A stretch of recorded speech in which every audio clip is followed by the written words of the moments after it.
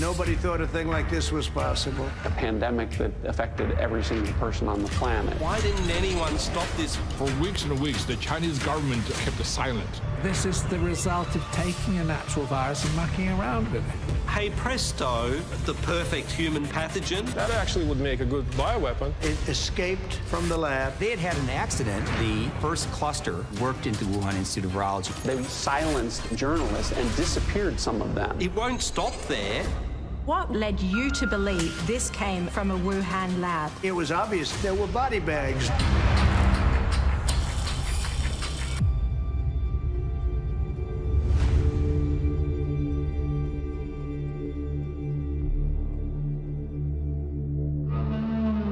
COVID-19.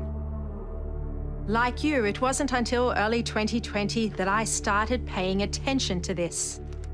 Then came the investigation, then came the revelations, and then the writing. Tonight, join me as I tell you what I've discovered about where the virus came from and when it first appeared.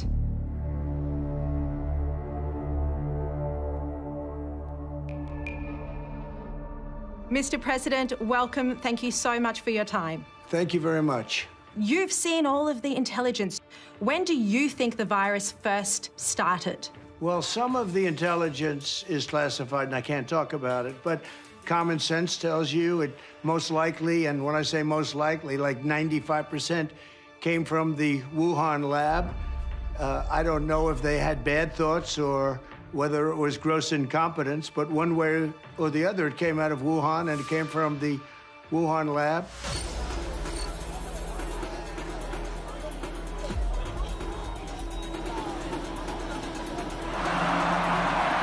Ladies and gentlemen, please rise for His Excellency Xi Jinping, General Secretary of the CPC Central Committee, President of the People's Republic of China, and Chairman of the Central Military Commission.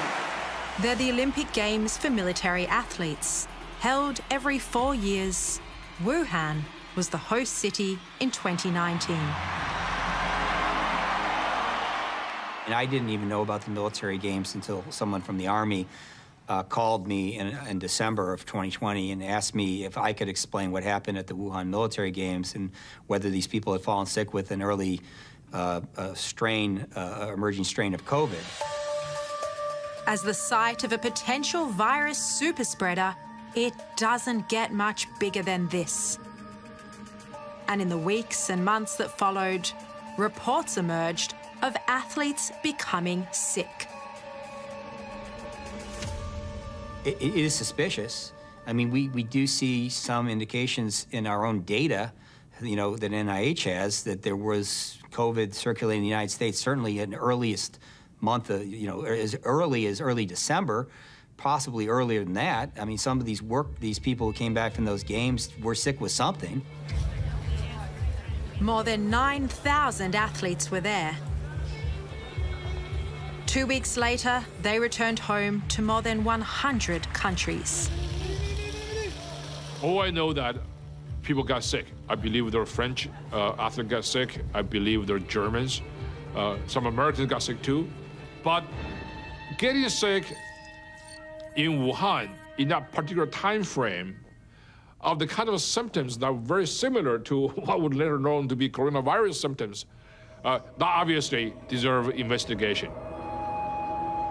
No one was ever tested, but there was one man who knew something was wrong. China's most famous defector to the United States, the father of his country's democracy movement. I thought that the Chinese government would take this opportunity to spread the virus during the military games, as many foreigners would show up there.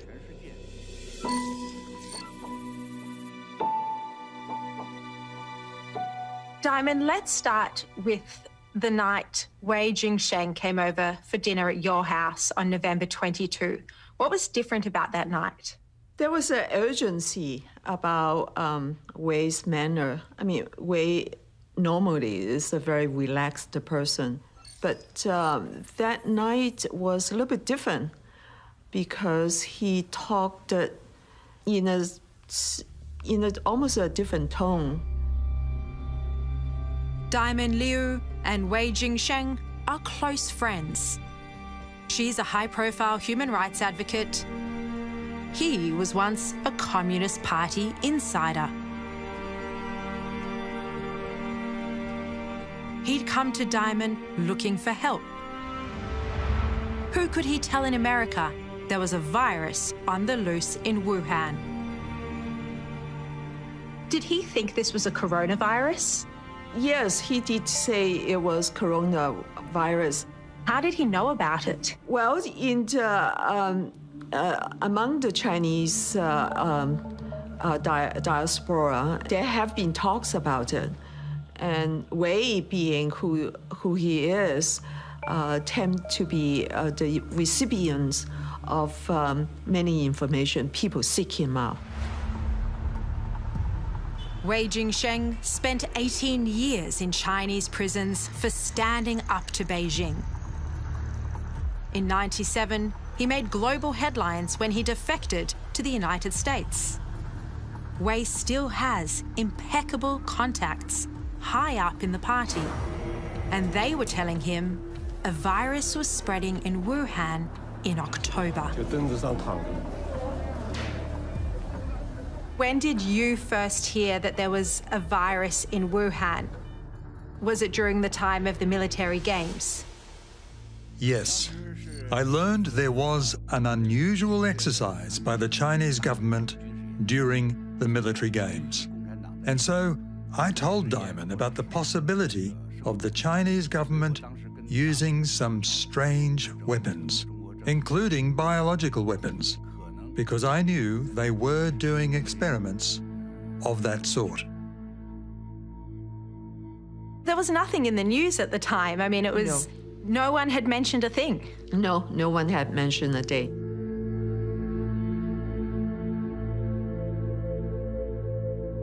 Diamond wasn't the first person Wei told there was a coronavirus in Wuhan. He now tells me he passed on the same information to US intelligence and one politician as early as October 2019. It turns out Wei's warning wasn't the only piece of intelligence the agencies had at that time that warned of an outbreak in Wuhan. We knew this, but we didn't know it.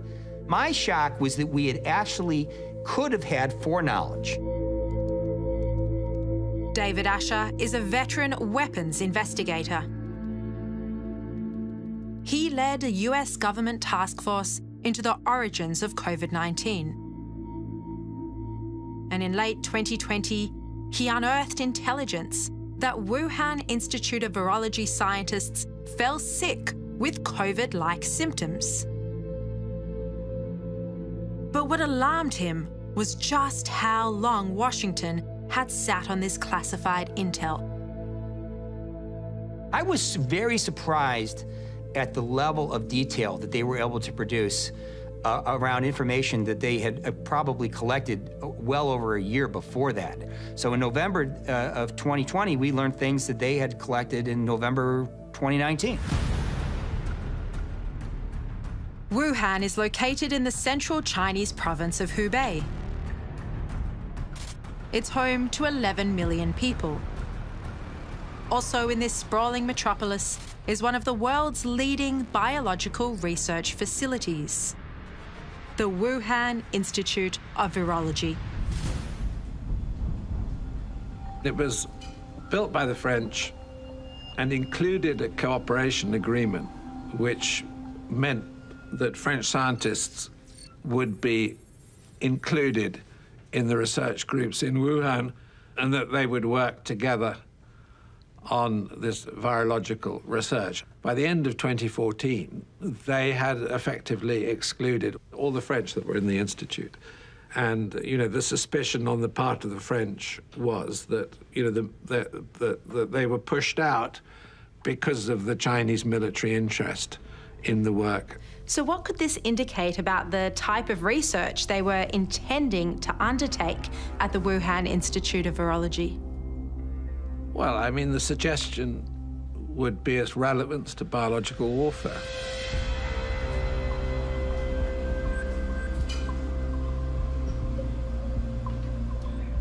In terms of coronavirus research, what was going on in the Wuhan Institute of Virology?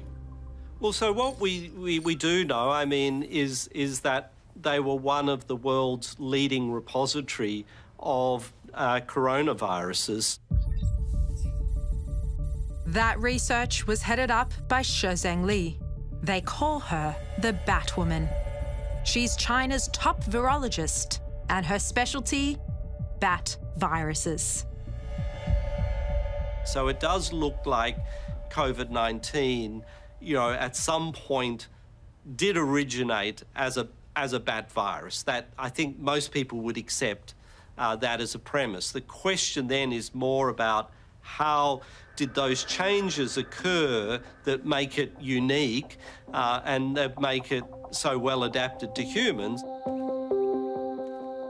In 2012, Shozheng Li hit pay dirt. At a disused mine in southwestern China, 6 workers fell ill after clearing away bat manure.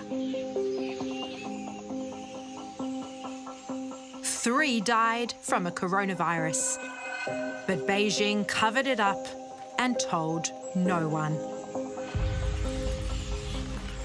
To a virologist obsessed with SARS-like viruses, that mine was a gold mine, pardon the pun, for new viruses to study.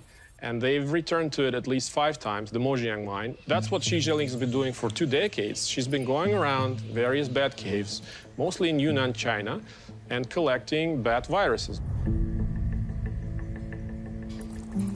Hundreds of samples were brought back to the Wuhan Institute of Virology.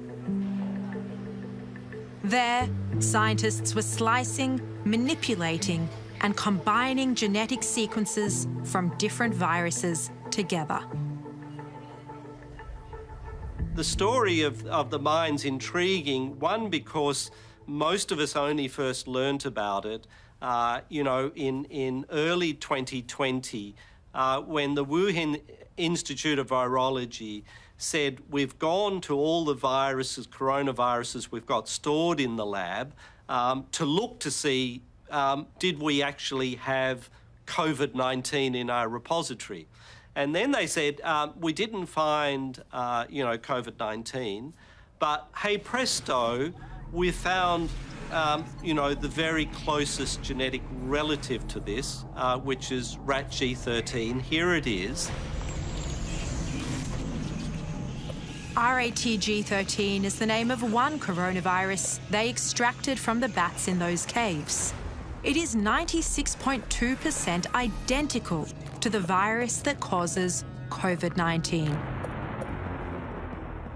Then the natural question is, did they find COVID-19 on one of those trips? And if so, why haven't they told us about it? Or did they manipulate, you know, rat G13 or one of the other coronaviruses that they found in this cave, and that created COVID-19? And of course, that always raises the question, well, how far did they push the boundaries? You know, what research were they doing?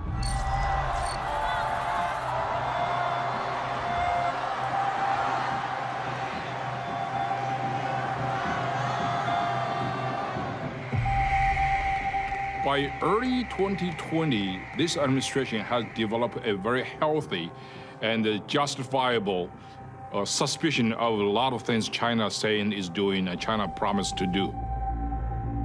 Miles Yu was Secretary of State Mike Pompeo's principal China advisor. As 2020 rolled in, Miles started paying close attention to Wuhan. For weeks and weeks, the Chinese government kept silent on the outbreak. They're not saying anything, as if nothing is happening. So citizen journalists are beginning to send out their videos and reports and hospital situation reports on a daily basis.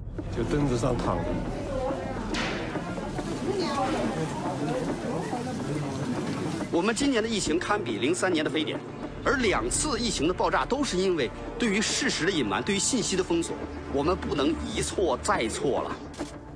One of those citizen journalists is Chen Kuishi. He's also a lawyer. Chen had heard China was covering up the unfolding tragedy in Wuhan. So he went there and started posting videos.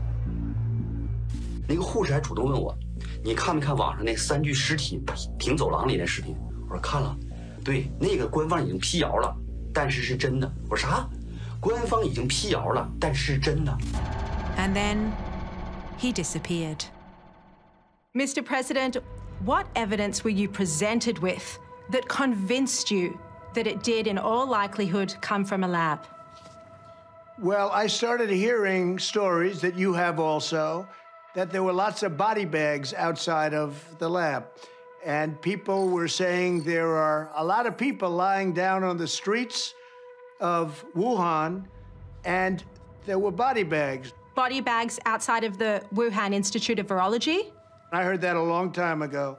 And if they did, in fact, have body bags, that was one little indication, wasn't it? Was that something that came from the agencies, the intelligence agencies? Is that what they were telling you? I don't know where it came from. Ask China. But you're going to have to figure that out, and you probably won't be able to do it, knowing you. President Trump told me that there were body bags outside the Wuhan Institute of Virology. Is this correct? I don't want to talk about particular things. Presidents get the chance to talk about things that some of the rest of us can't. But there was an enormous, albeit indirect, evidence that the Wuhan Institute of Virology was the center point for this. Remember, too, there were 14 American diplomats on the ground in Wuhan at this time who were watching and observing what was taking place inside of Wuhan. I hope one day that we'll be able to get that information out more broadly, but as I come back to it, the cumulative evidence that one can see points singularly to the Wuhan Institute of Virology. If there was really no blame here, if this was really just some naturally occurring virus because someone ate a bat from a wet market, China wouldn't have done the things that they did. The Chinese Communist Party would not have shut down Wuhan. They would not have silenced doctors and scientists and journalists and disappeared some of them. John Ratcliffe was the United States Director of National Intelligence, the overlord of 18 different agencies. When did the intelligence community first become aware that there was a virus spreading in Wuhan? You know, in late 2019, we have intelligence from both, human intelligence sources and signals intelligence sources and other intelligence sources that were telling us that there was some sort of a problem in Wuhan. Key to that assessment was intelligence that 3 people working in the Wuhan Institute of Virology had become sick in October 2019. This was well before the first official case was eventually announced in late December.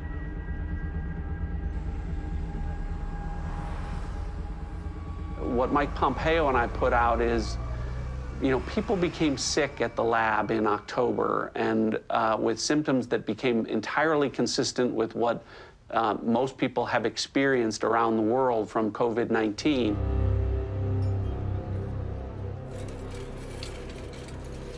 Do you believe that to be the first cluster of the pandemic?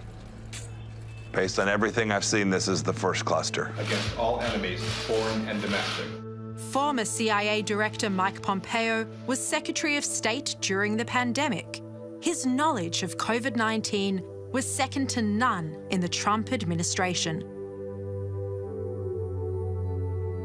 I have seen no evidence that there's a cluster that began any place but this. I am all ears to see of any evidence that presents some fact set to the contrary. David Asher also agrees that this could have been the first cluster of the pandemic. My shock was that we could have had foreknowledge. We could have known in November of 2019 that there was a disaster occurring inside Wuhan, inside their most important biological facilities, you know, where something absolutely tragic, traumatic, and dramatic was occurring, and we could have reacted to it.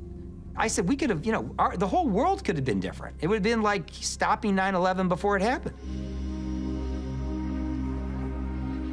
Which raises the question, if US intelligence knew there was a virus in Wuhan in late 2019, why didn't they do anything about it? Was this an intelligence failure? We collect everything and know nothing in our governments these days. It's the big data problem. We're all drowning in it. We had the means to know something, but we didn't either analyze it or disseminate it or even know that it was collected. I always worry about that. As the former director of the CIA, I was always worried that we were collecting information, but we weren't able to process it sufficiently timely and get that information to the right places. Is this a pandemic that potentially could have been prevented had the intelligence agencies paid closer attention to the information that was coming in? We'll have to go look back at what was actually in the possession, what was the complexity of the information, what was the certainty of that information. Should there be a review? Sure, I think we always should go back and look at how we collected and what we knew and why it was we weren't able, that didn't send the signal up the line in a way that was, would have led to a better outcome.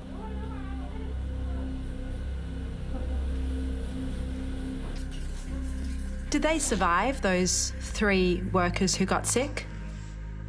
What I can say is that from the intelligence perspective is we know that some of the people that were most involved, either infected or reporting on or whistleblowing on or trying to get answers and journalists report on, have been difficult to track down later, at least from my time there. And so, you know, I think that's consistent with what the Chinese Communist Party does. Why, you know, the status of those individuals and why they've disappeared, I really can't comment on that. One of those people who was reported to have disappeared was Huan Yanglin. Is she one of the ones that we believe fell sick with COVID-19? I don't know her status, but you know, the information that you're talking about that's out in the public domain is consistent with what I've seen and what I'm familiar with. Huan Yanglin was a researcher at the Institute. In early 2020, she disappeared from its website. Her social media presence also vanished. Despite Beijing's denials, many believe Huang was infected with COVID-19. She's never been seen since. You know, in the West, you might say, oh, this person just want to protect her privacy. In China, privacy in the interest of the state doesn't exist. So it would have been such a big, triumphant media scoop for the Chinese government to showcase her, to give like 10 seconds of her appearing somewhere, making a speech, show up in the news media, and that would have basically scored a major victory for the Chinese propaganda machine. She never did. She is literally disappeared from public view. Making people disappear is actually a major feature of the regime. I mean, it's actually truly a People's Republic of disappearances. Dissidents, journalists, and anybody the government doesn't like, they disappear. They disappear into oblivion forever.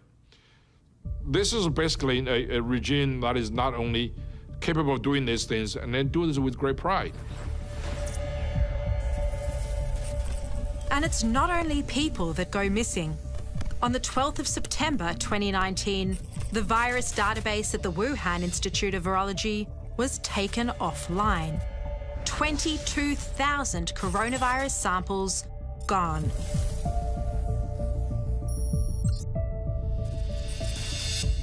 And that very same day, the Institute beefed up its security and issued a tender to replace its air conditioning system. This, in September, is when the evidence suggests a leak first occurred. What does that indicate to you about the origins of the virus and whether an outbreak might have occurred or become known to the Wuhan Institute of Virology at that early date? So I've seen data points that place it in the summertime of 2019, late summer, July, August of 2019.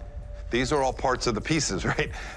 This is all the cumulative weight of the evidence that suggests that it did come from this lab. And a month later, the Institute went into a communications blackout. There was no cell phone or signals activity on the compound for about 2 weeks.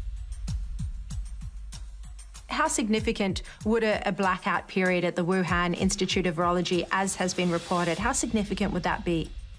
Again, it would be another circumstance that would be difficult to explain other than there was a problem that the Chinese Communist Party was aware of and was trying to deal with before it became an outbreak that was public and then ultimately a pandemic that affected every single person on the planet.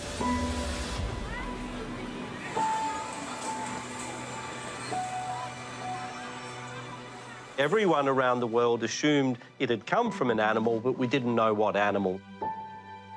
In the early days of the pandemic, Australian scientist Nikolai Petrovsky made an extraordinary discovery.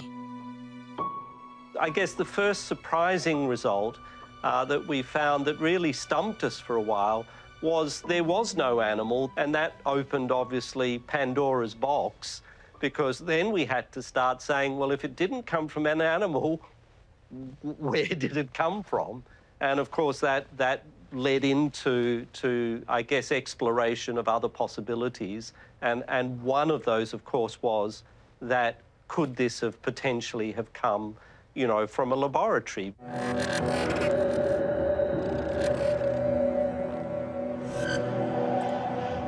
在过去的30多年里，新发和突发传染病在全球范围内呈现出扩散趋势，特别是自2003年以来相继爆发的 SARS、高致病性禽流感、埃博拉等。 This video was part of the official launch of the Wuhan Institute of Virology's latest lab, BSL-4. It clearly shows there were bats in the lab. And that's a fact World Health Organization investigators said was a conspiracy. It was passed on to me by a group of scientists and researchers who've been digging into the origins of COVID-19. They call themselves Drastic. When the outbreak happened, a lot of people noticed that it's quite a coincidence that it happened in the same city where there's this premier lab studying coronaviruses. And, people were saying, well, that's suspicious. And everybody who said there could be more to it, they were called conspiracy theorists. Yuri Dagan is a genetic engineer. From Moscow, he watched COVID-19 spreading around the world. In April 2020, Yuri wrote an essay arguing that the animal-to-human theory just didn't stack up. Can you detail some of the issues that you uncovered in that Medium paper that were just so crucial? Basically, it's that the Wuhan Institute of Virology, that is located at the epicenter of the outbreak, has been creating chimeric, genetically modified coronaviruses for many, many years. And they've been putting these spike proteins from different viruses in their backbones and then studying how well does that infect human cells. Just this alone formed a very plausible argument that this is actually the lab that hosts so many different coronaviruses, explains the lab leak the best. Yuri, this was highly risky coronavirus research that was happening at the Wuhan Institute of Virology, and no one seemed to be paying any attention to it. Yes, this kind of work of very dangerous, potentially pandemic pathogens, being made more transmissible and potentially more lethal to humans, nobody paid attention to it because nobody cared about this kind of work in virology until the outbreak happened.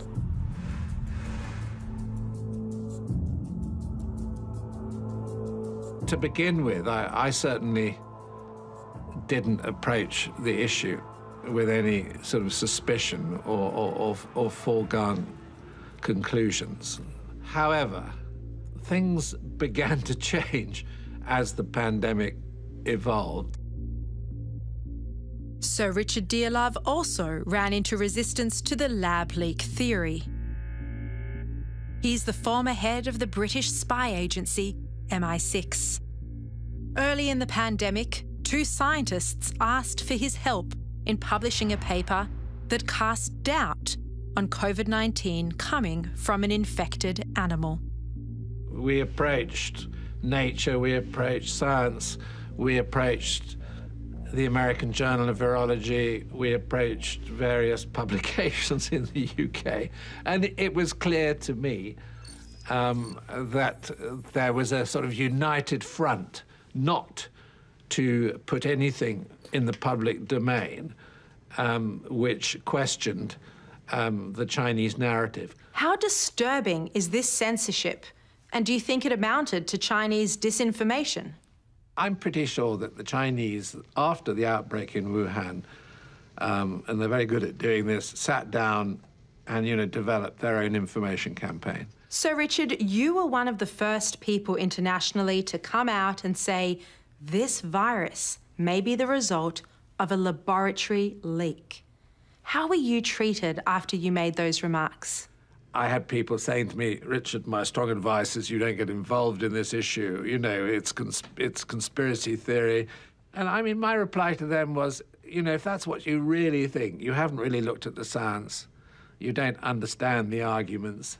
And I suggest you go back and delve into this a bit more deeply, because you're going to find some pretty strange things when you do. Boy, did I get put-downs from, some very important parts of government who basically were keen that I shut up. Was this by British government or British intelligence? I leave it to your imagination, given my past links. Another paper that struggled to find a home was from Professor Petrovsky. His research found the virus was better adapted to infect humans than any other animal, including bats.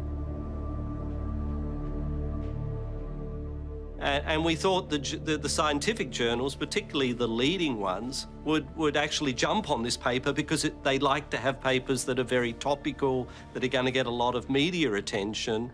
And so we were quite stunned when we just got rejection after rejection after rejection without even the paper being looked at. Professor, this is censorship of science. Absolutely. And of course, the more this happened, the more indignant I and my colleagues, who were authors of the paper became, because, again, science is not about politics. It's not about, only finding nice things. It's about, what is the truth? What are the facts? It's a sad story of unprincipled compromise in face of an authoritarian regime. And also, it is also a sad story of political wokeness, because the reason many scientists sign on to that kind of rhetoric, to accuse anybody who's seriously interested in the possibility, not the certainty, but the possibility of a lab leak, as simply racist. It is my profound honor to address the United Nations General Assembly. We must hold accountable the nation which unleashed this plague onto the world, China. Why were so many scientists against the lab leak theory? Well, one of the reasons was United States President Donald Trump. Yes, unfortunately, you could say that the Trump factor contaminated the argument quite seriously. And I think there were a significant number of prominent scientists who did not want publicly to appear to be supporting Trump. We saw big media say, you know what, Donald Trump and his Secretary of State are out talking about this thing. These people are surely crazy. They're political zealots. They want a shiny object. I heard all the different stories. But of course, as we unpack it, as we accumulate data, science, evidence, facts, it's more clear than ever that the virus came from this laboratory. In early 2020, the medical journal The Lancet published a letter from a group of scientists saying the lab leak was a conspiracy. The man behind the letter was Peter Daszak. He's the president of EcoHealth Alliance, and he'd been working with the Wuhan Institute of Virology for 15 years, sending US grant money to Wuhan for bat research. He's the absolute expert on bat-borne coronaviruses in the United States and their epidemiology, and that he assures us that the Chinese had provided him personally with proof to make it clear that this had come out of nature. But when we asked for this proof, when we asked the government agencies that had funded the work of EcoHealth and others, they couldn't give us that proof because they didn't have that proof. We looked at what certain scientists were saying, matching it with intelligence, and when it didn't match up, we were questioning it. But then as we looked more closely at the Wuhan Institute of Virology, you know, what a lot of scientists like Dr. Fauci and Peter Daszak were saying was, there's no live bats there, there's no gain-of-function research there, there's no military there, and we had intelligence that was telling us that all of those things were occurring there.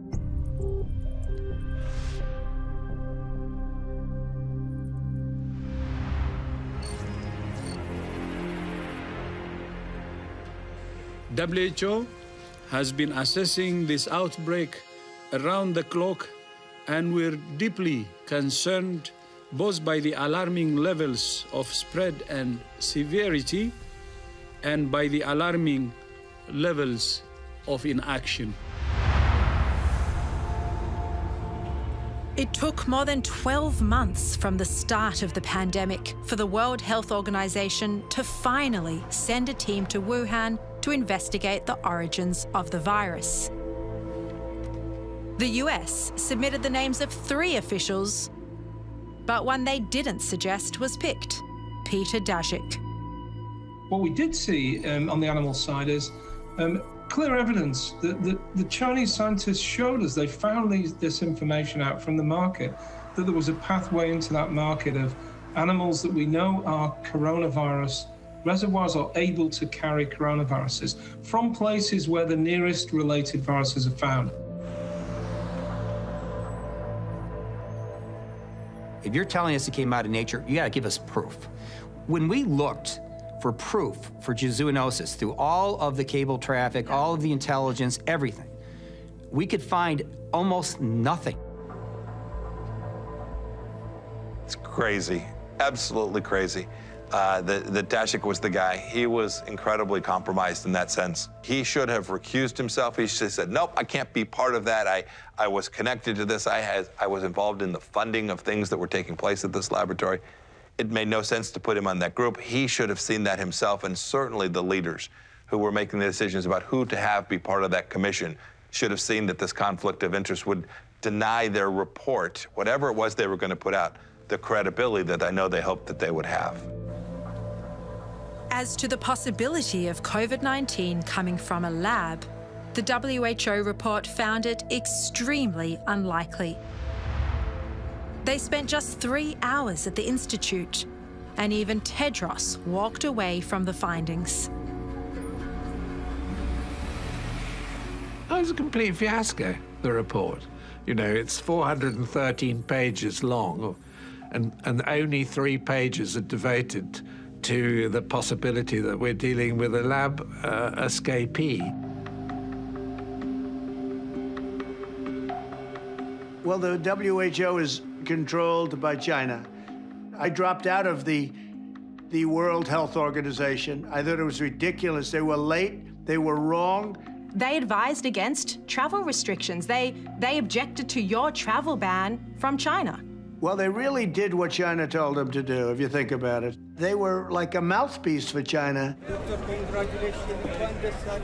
How beholden was the WHO and Dr. Tedros to China? Deeply beholden.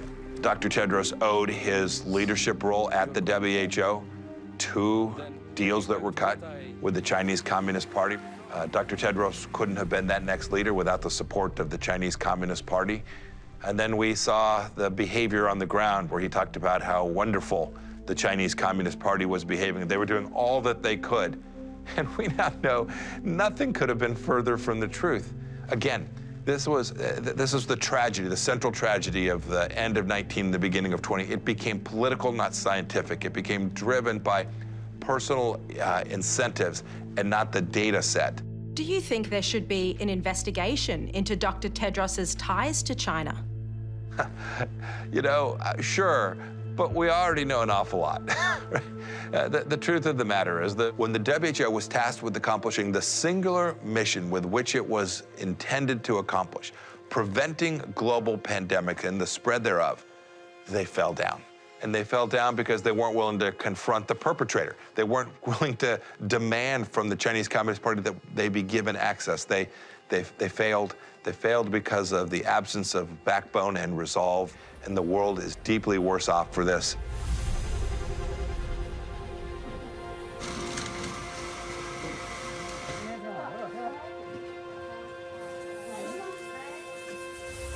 P4实验室是目前世界上生物安全等级最高的实验室，也是最安全的实验室。实验室的建成，标志着我们国家的科研人员能够在自己的实验室当中开展烈性病毒的一些研究工作。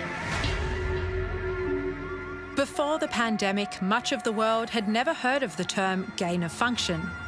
Put simply, it's genetically manipulating a virus to give it new functions, like the ability to infect humans. That's what was happening inside the Wuhan lab. You know, there's quite a logical explanation when you look at the virus and its special characteristics. That, you know, this is the result of taking a natural virus and mucking around with it.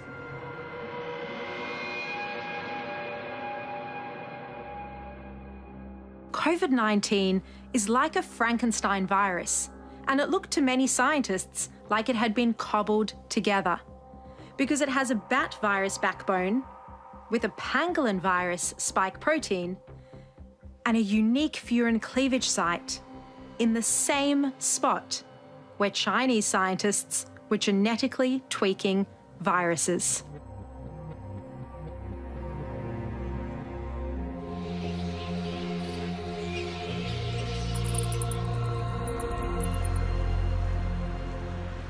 For those who keep bringing up, you know, the possibility of a bat in the wild markets in Wuhan having been the source of COVID-19, scientifically that has really no merit because it can't infect bats. So it couldn't have come straight across from a bat if it can't infect a bat.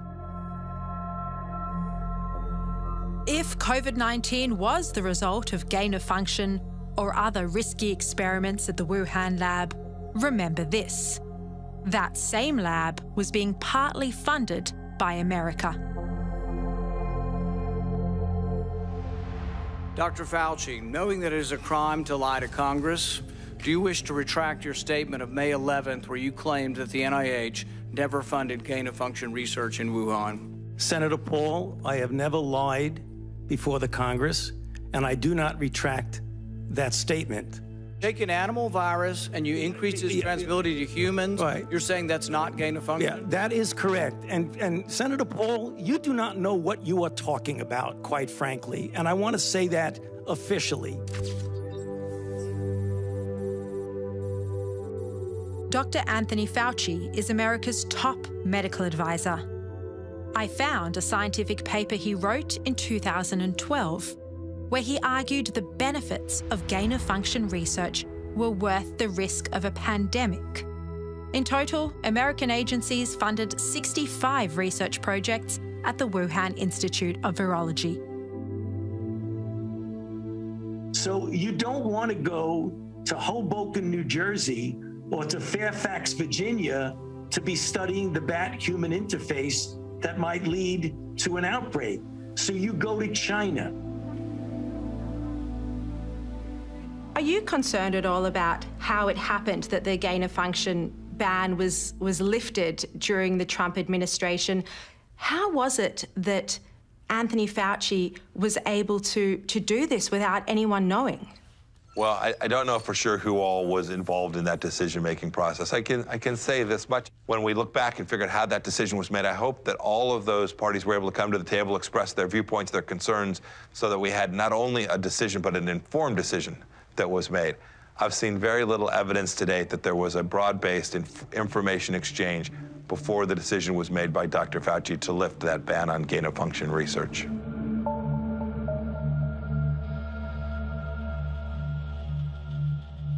Mr. President, Anthony Fauci, did he ever once mention to you that the Wuhan Institute of Virology was genetically manipulating coronaviruses? Well, no, he didn't. And, you know, Anthony's been in government for many, many years. He's a bureaucratic kind of a guy, a very great promoter. I give him an A+ as a promoter and probably a C or a D as a doctor.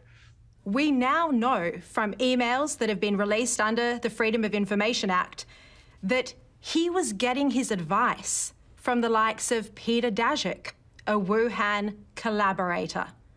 At the same time, he was telling you that this was a natural virus, while at the same time, behind the scenes in emails, he was having discussions about whether this might have been genetically manipulated. Does that shock you? Well, he was dealing with them, certainly, and my thing was a little bit different. I just wanted to stop it. Whether it developed one way or the other, I just wanted to stop it. But it's important to know where it came from. It's extremely important to know how it developed. Fauci was dealing with them, and I guess they were even making payments for certain kinds of research. And I ended that, too. I stopped that. When we found out about that, he was doing that during the Obama years. And when I found out about it, I said, can you imagine that the United States is making payments to a Chinese lab? So just that on its face didn't make sense, but I stopped that. The Obama administration did hit pause on gain-of-function research, though, and that was lifted under your watch. Why did you allow the gain-of-function research to continue? Well, I think probably people that worked for me looked at it, and at one point they might have done that, but ultimately what we did was we shut it off. We shut the whole thing off, and we stopped making payments that were approved much earlier than our administration. Do you regret now not paying closer attention? I mean, this gain-of-function research is extremely risky, you know, banned under the Obama administration and then kick-started in 2017 under your watch. Yeah, no, I think we've done an incredible job between the vaccine and between all of the Operation Warp Speed. I think we did a great job, and people are now starting to see what a great job we did.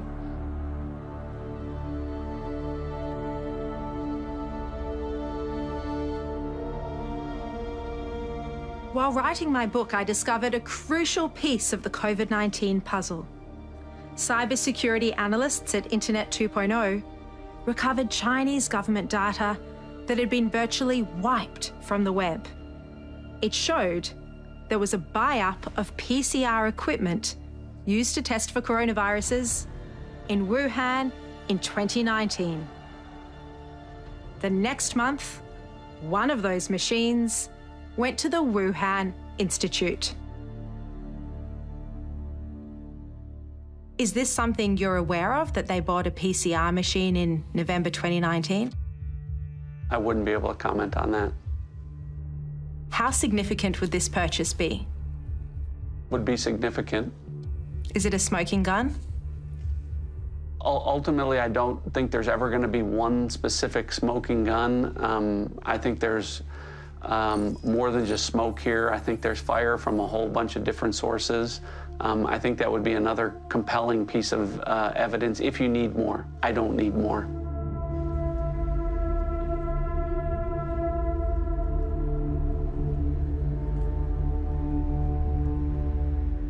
Mr. President, I just want to ask you about this idea that the Wuhan Institute of Virology has strong ties to the Chinese military and was working on secret projects with the Chinese military. Do you think SARS-CoV-2 was developed as a bioweapon? So, I'd like to think it wasn't, and I'll probably have to leave it at that because I want to give the benefit of a doubt. And China was also affected by it. So I really don't think it was, but nobody can really know for sure. And certainly now most of that evidence is gone, and it's going to be very hard to find out. That evidence was the viral database which was taken offline by the Institute. There's also early samples that were destroyed and the people who disappeared. But what is very evident is the lab's close ties to the Chinese military. It's definitely possible that the Chinese have been working on a bioweapon. Their labs affiliated with the PLA have been working on coronaviruses as either a bioweapon or as a defense against a potential bioweapon. And they've, published papers in China about both aspects, saying that, oh, we can weaponize coronaviruses. That actually would make a good bioweapon. And also they published papers that said we have to be prepared for a potential, released bioweapon. Whether this precise, virus is the result of a bioweapons program, I highly doubt it, but I could not rule it out.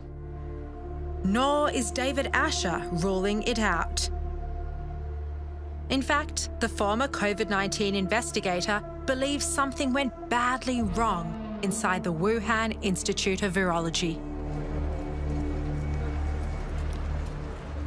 My concern was that the Chinese were doing research in, as we learned later, quite uncontrolled circumstances that was most definitely related to biological warfare ambitions in the future, and that they had had an accident of a secretive program that they never wanted anyone to know about because it was a weapon, and the weapon had gotten released errantly. I mean, it was like someone dropping a nuclear weapon out the back of a B-52 and bombing some city and saying, whoops, we didn't mean for that to occur.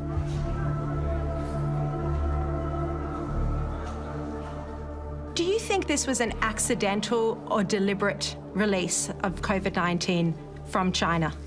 So I think it was probably an accident. I don't think it was on purpose. If it was, that's essentially war. I don't think it was on purpose. I think it was incompetence. Scientists walked out and had lunch outside in a park or something with the girlfriend, and he had it and she had it. Was that patient zero, that scientist from the lab? I don't know if it's patient zero or patient something else, but that's one theory. Do you know how he was infected? I think that it was incompetence.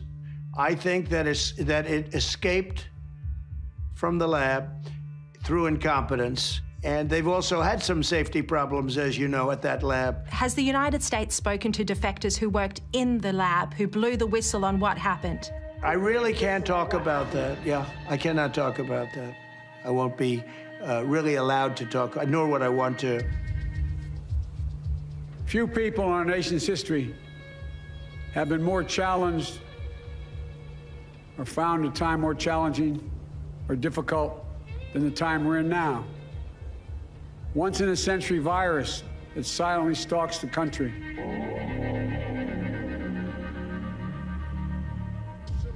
Almost 4 months after becoming president, Joe Biden ordered a probe into the origins of COVID-19. The results, inconclusive. The report found 2 causes plausible. Either it came from a lab or an infected animal.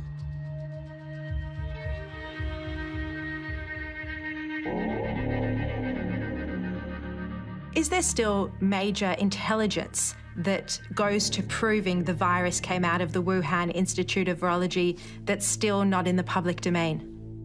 Yes, there's compelling intelligence that hasn't been declassified. When you declassify intelligence, you risked, the potential human sources or signals intelligence, where your eyes and ears to their actions are coming from. And so we put out as much as we felt we could safely do at the time, but I think the time has come for the Biden administration to declassify additional information that would, again, more evidence if you need it, that Chinese Communist Party officials acted badly, bullied international officials, covered up intelligence and reporting on this. there is more intelligence out there, and I'd like to see it declassified because it'll create additional pressure, not just on Chinese Communist Party officials, but others that still continue to deny that China is a bad actor here.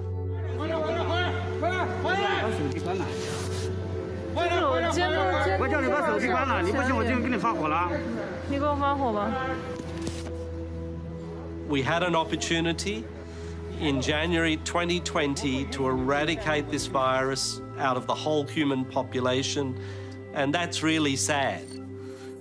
Because, you know, in 50 years' time, our children's children, you know, might one day look back and say, why didn't anyone stop this virus when you had the opportunity in that first few weeks?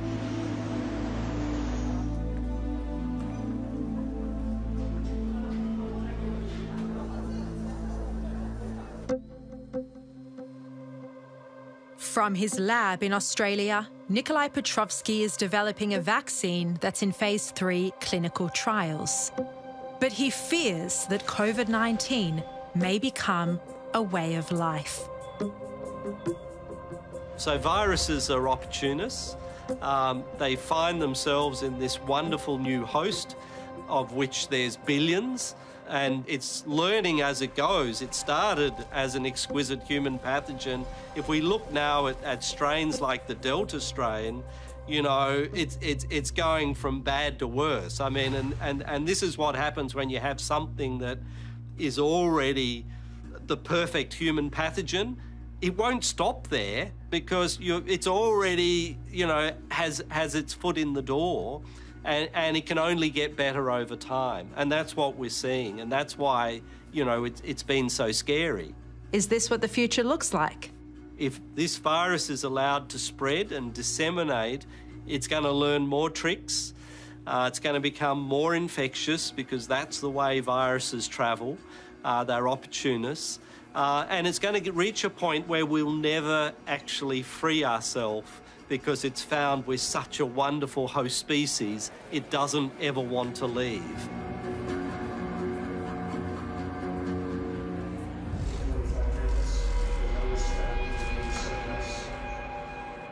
How do you think this global pandemic, this crisis of a potential laboratory leak could impact on Chinese leadership?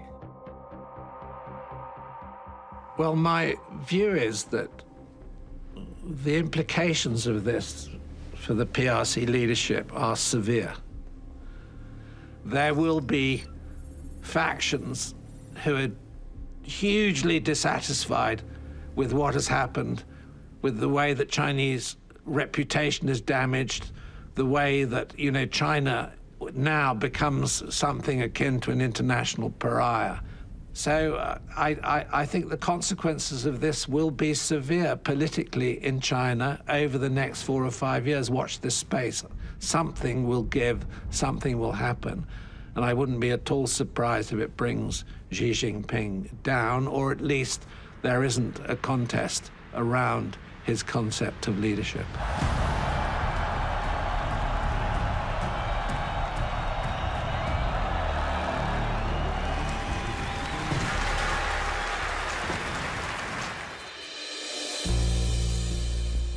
And as for two of the most senior members of the Trump administration, they are in no doubt about what really happened in Wuhan. Well, listen, the people that had the most access to the most intelligence are telling you that the most likely origin of COVID-19, of the Wuhan virus, was what happened, was a lab leak at the Wuhan Institute of Virology. This is really most likely what happened, and it's more than just a possibility. It's certainly a probability, and it's probably a certainty.